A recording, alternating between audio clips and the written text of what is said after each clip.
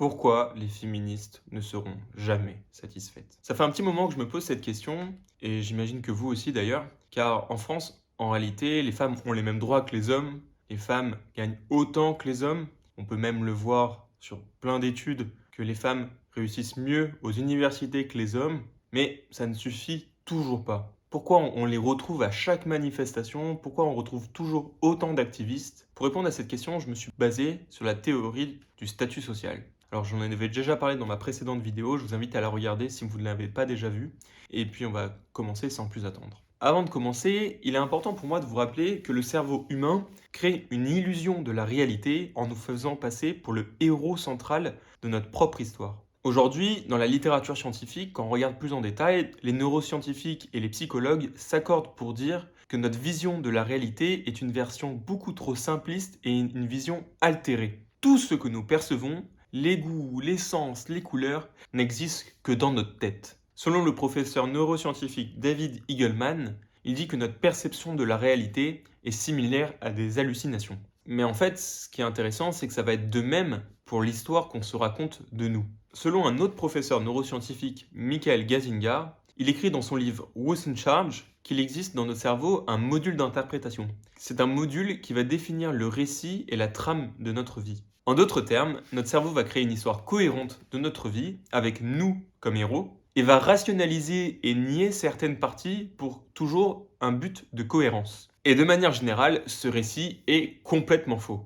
Ce moi dont on est si fier est créé entièrement par notre module d'interprétation. D'après Carol Tavris et Elliot Aronson, ils expliquent qu'un cerveau psychologiquement en bonne santé excelle pour nous faire nous sentir héroïques. Il va réorganiser nos expériences, refaçonner nos souvenirs et rationaliser la plupart de nos comportements en faisant une distorsion de la réalité. Il va nous faire croire que nous sommes plus incroyables, plus intelligents et que notre avenir est plus prometteur que les autres. Pour le professeur Thomas Gilovich, psychologue, les preuves sont claires et cohérentes. Nous sommes enclins à adopter des croyances égocentriques sur nous-mêmes et des croyances réconfortantes sur le monde. Et l'arme la plus puissante que notre cerveau dispose, c'est ce qu'on appelle le biais de morale. Quoi que l'on fasse et quelle que soit notre malhonnêteté, nous nous croirons toujours supérieurs à la majorité des gens. Dans une étude qui va s'afficher juste ici, on a demandé à des participants de juger le pourcentage de temps où ils avaient des comportements positifs. 6 semaines plus tard, on leur a posé la même question.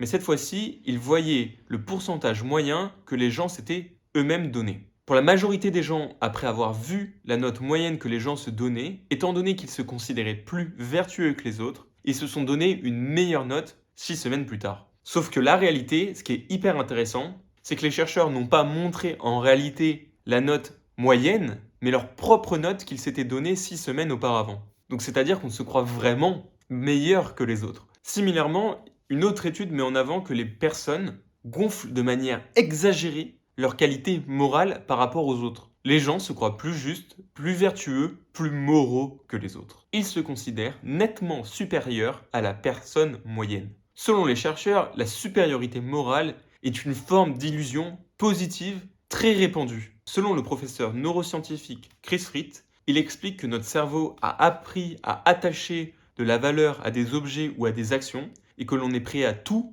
pour obtenir ces objets ou ces fameuses actions. Afin de les obtenir, nous sommes prêts à créer des alliances avec les gens et en plus, il faudra aussi grimper le statut social pour avoir un meilleur rang que les autres. Le problème, c'est comment évaluer ce rang. Comment savoir où nous sommes placés dans cette hiérarchie? Comment savoir où nous en sommes dans le jeu de la vie? Une des manières que l'être humain a trouvé, c'est de donner de la valeur à des objets. Par exemple, une montre Casio vaut tel statut et une montre Cartier un autre statut. Ces symboles de statut indiquent à nos partenaires, à nos amis, aux personnes dans la rue, quel est notre rang dans notre statut social.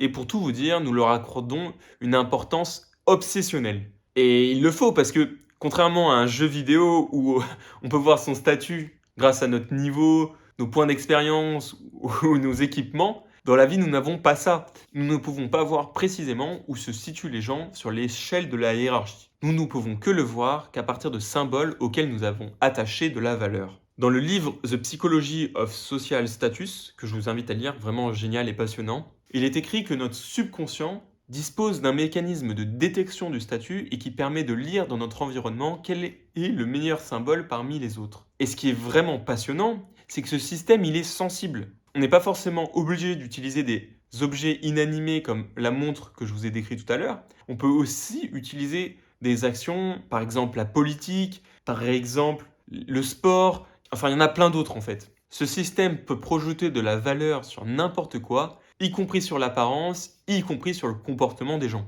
Et vous voyez où je veux en venir avec l'idée du féminisme. Encore plus intéressant, il y a une expérience où on a donné à tous les vice-présidents d'une entreprise un stylo à style unique. Mais le président, lui, on lui a donné 2 stylos. En l'espace de 4 jours, tous les vice-présidents se sont mis à adopter les 2 stylos et puis au fur et à mesure, on est passé à 3 stylos. C'est-à-dire que lorsque le président, qui lui avait un rang élevé par rapport aux autres, s'est mis à adopter un comportement avec un rang élevé, tout le monde a fait de même pour gagner aussi en termes de rang hiérarchique. Encore une autre expérience, on a présenté à des participants des photos de personnes portant des vêtements pauvres ou des vêtements riches. Donc c'était par exemple des vêtements type Gucci, Louis Vuitton, et à côté, c'était des vêtements en lambeaux, en haillons, etc. On a demandé à ces participants de noter quelles étaient les personnes avec le plus haut statut hiérarchique. Sans surprise, les personnes qui possédaient les vêtements riches avaient, selon les participants, un statut hiérarchique plus élevé. Et le pire, c'est que les chercheurs ont même prévenu les participants. Il y avait un biais cognitif qui faisait qu'on avait tendance à assimiler quelqu'un avec des vêtements riches à quelqu'un avec un haut statut social. Et pourtant, ça n'a rien changé. On a quand même gardé nos préférences et nous avons dit que les personnes riches avaient un plus haut statut social. Et c'est même maintenu quand on a précisé que tous les participants gagnaient en moyenne 80 000 $, qui travaillaient dans la même entreprise, rien n'a changé. Et même pour aller plus loin, il y avait une récompense d'argent à la clé s'ils arrivaient à tracer la hiérarchie entre les gens. Et rien n'a changé, l'habit fait le moine. Selon le livre Psychology of Social Status, on arrive en à peine 43 millisecondes à déterminer le statut social de la personne en face de nous. Il arrive à détecter le statut social à partir de la voix, à partir du comportement, à partir de l'expression du visage. Enfin, c'est juste incroyable. Et le pire, c'est qu'il le fait toujours de manière consistante avec une précision numérique. Et pour vous donner un ordre d'idée, les personnes ayant un statut social élevé ont tendance à parler plus fort, elles sont souvent caractérisées comme plus expressives sur le plan facial, elles réussissent mieux à interrompre les conversations, elles se tiennent plus près de nous, elles utilisent davantage de pauses remplies, donc en gros, elles disent des choses comme et ont un ton de voix bien plus stable que la moyenne. Pour vous donner un ordre d'idée, des chercheurs ont pris en photo 96 personnes et ont demandé aux gens extérieurs de juger la hiérarchie des gens, alors que c'était juste sur une photo. Et de manière parfaite, les gens ont réussi à déterminer le statut social des gens avec précision au sein de l'entreprise.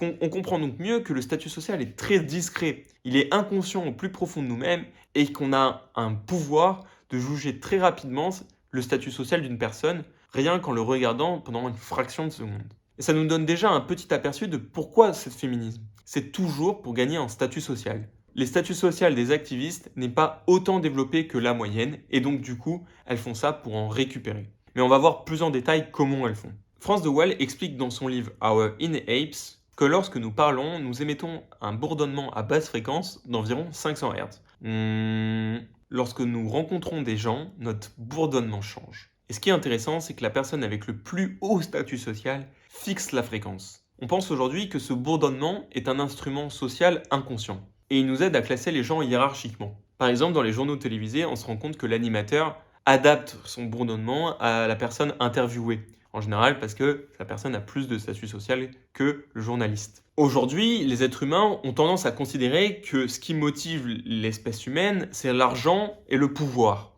Mais la réalité, ces symboles mesurent surtout le statut social de l'individu. Ce qui est intéressant, c'est que le pouvoir, comme l'argent, n'est pas fondamental chez l'être humain. En fait, quand on regarde d'autres cultures, on se rend compte que dans certaines cultures, ce n'est pas le cas. Il n'y a pas d'argent. Et contrairement au statut social, il ne prédit pas forcément le bien-être. En outre, le pouvoir, même si on l'a assouvi, il ne nous rend pas forcément heureux, contrairement au statut social. Selon la sociologue Cecile Ridgway, elle écrit que lorsque certaines personnes atteignent un pouvoir très élevé, ils peuvent s'en désintéresser, ce qui n'est pas le cas du statut social. Le statut social n'est jamais assouvi. Et là, tout de suite, ça fait du sens, parce que les féministes ont pour but de grimper en statut social en continuant à manifester, en continuant à être activistes, parce que c'est un moyen pour elles de gagner du statut social en étant vertueux auprès des autres. Mais regardez, c'est très très intéressant ce que je vais vous dire. Le statut est la première forme de richesse et c'est celle qui compte le plus. Une étude a montré que des gens préféraient avoir un titre plus élevé qu'un salaire plus élevé. Une étude sur plus de 1500 salariés en entreprise a montré que 70% d'entre eux préféraient le titre au salaire. Il semble que le statut social nous rende plus heureux que le salaire brut. Une étude sur plus de 12 000 personnes a montré que le rang d'un individu prédit sa satisfaction générale dans la vie. Alors que le revenu, lui, n'a aucun effet. Et pire, les économistes constatent que les gens sont plus malheureux lorsque des gens ont un meilleur statut social qu'eux. Mais par contre, le bonheur des gens diminue si leurs voisins gagnent plus qu'eux. On est toujours en comparaison avec les autres sur notre statut social. Des chercheurs ont montré que notre cerveau préfère des récompenses relatives par rapport à des récompenses absolues. C'est-à-dire que nous ne sommes pas conçus pour être heureux lorsque nous obtenons plus, mais lorsque nous obtenons plus par rapport aux autres. Et attendez, c'est pas fini. Il y a une autre étude où des chercheurs ont mesuré le bonheur à l'échelle nationale et se sont rendus compte que lorsque les revenus d'un pays moyen augmentaient, le bonheur national n'augmentait pas. C'est parce que nous avons tous gagné plus, mais il n'est pas relatif aux autres. Tout le monde a gagné plus.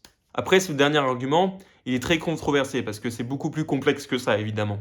Après avoir dit tout ça, on peut donc mettre en lumière que les mouvements comme le féminisme ou en fait tous les autres mouvements d'activistes aujourd'hui permettent aux personnes qui participent à ces réunions, à ces manifestations, à tout ce que vous voulez, d'obtenir du statut social. Ils se verront attribuer une récompense de la part de leur groupe dans lequel ils sont. Et vu que tout le monde veut grimper cette échelle, on est prêt à tout